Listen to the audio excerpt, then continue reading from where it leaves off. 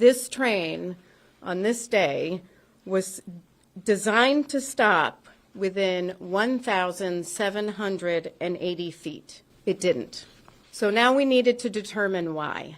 There's not much left of the operator's cab on this Chicago Transit Authority train after it collided with a piece of snow clearing equipment on the morning of November 16, 2023. Thanks to footage shot by the National Transportation Safety Board, we're getting a closer look at this accident scene and a better idea of what happened here. The train was loaded with passengers on CTA's Yellow Line when it struck this piece of equipment near Howard Station. More than 20 people were injured, according to the NTSB. This view, courtesy of Google Earth, shows us where the collision occurred. This is the north side of Chicago in the Rogers Park neighborhood. CTA's Howard Yard is adjacent to the tracks here. One thing to note about the area where this happened is that there's a curve here and the train operator's view may have been limited.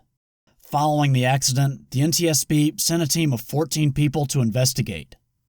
According to the NTSB, the piece of equipment that was hit, called a snow fighter, was out on the rails training employees, and 6 people were on board.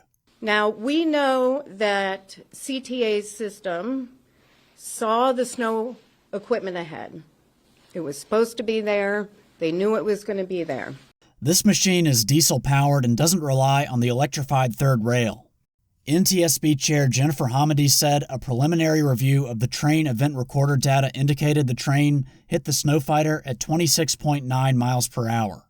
The transit cars involved are part of the 5000 series, which were built by Bombardier Transportation from 2009 through 2015, and they operate as married pairs. Now, the CTA has a system in place that's supposed to space trains out so they don't collide. This is absolutely critical on a high-volume transit system where many trains share the same track.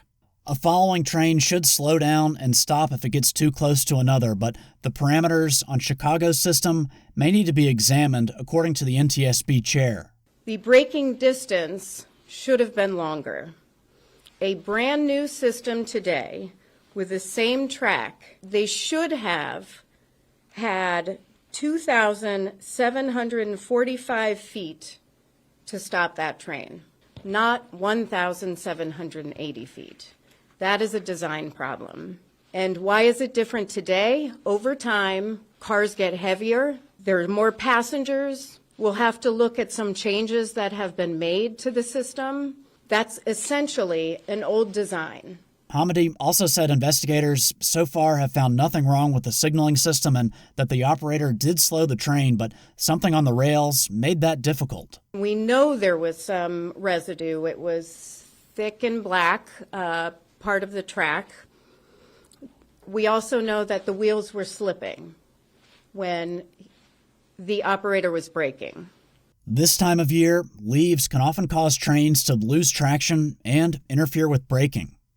Okay, so just keep in mind, much of the information released by the NTSB so far is preliminary, as they're still in the early stages of their investigation.